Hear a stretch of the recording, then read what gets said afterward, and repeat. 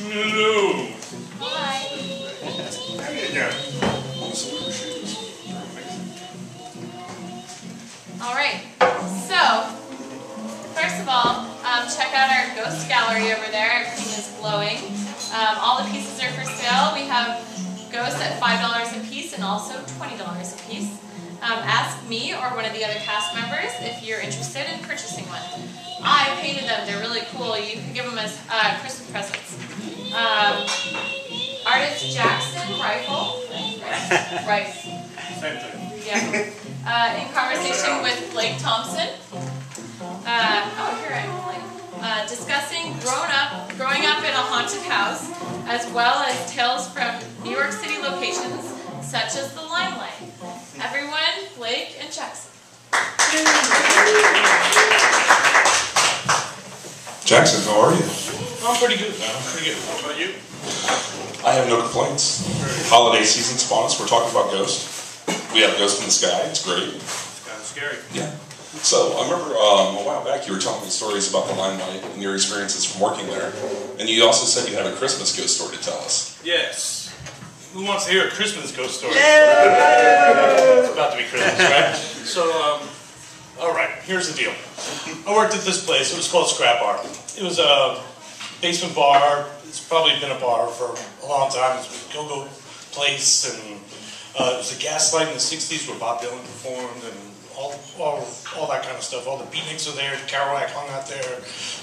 A million people lived there over the years. You know, worked there and did all kinds of crazy stuff, and it was haunted as hell. Like, at the end of the night, if you were alone, or if you were there during the day, and it was like raining out, or like a dark, cloudy kind of day, there would be like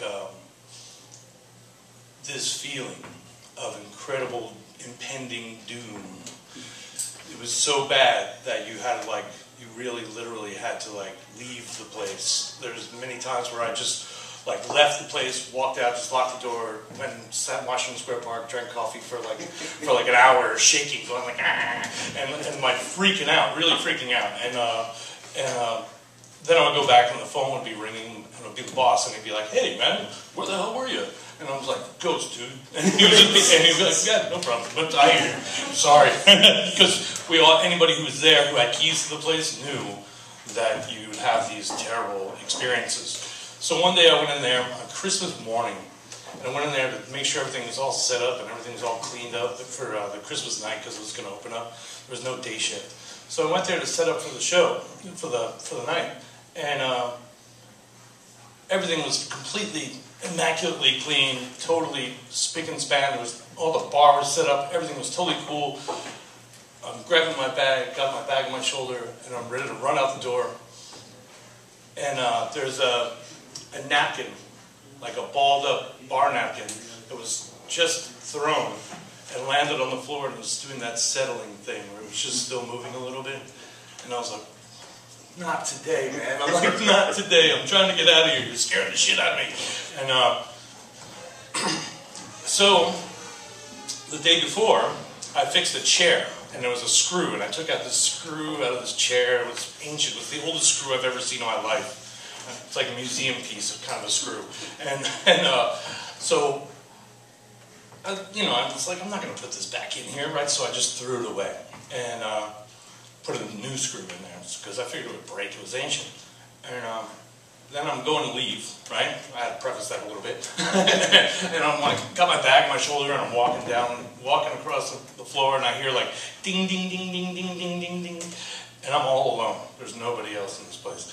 And I turn around, and I'm like, "What the hell is this noise?" And it's coming at me, bouncing across the floor.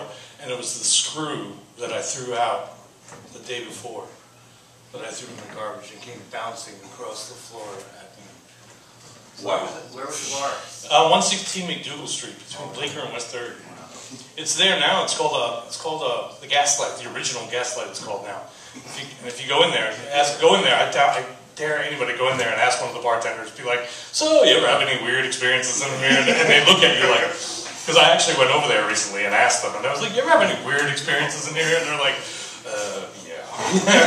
Because it's really one of the most haunted places I've ever seen in my life. I've actually had ghosts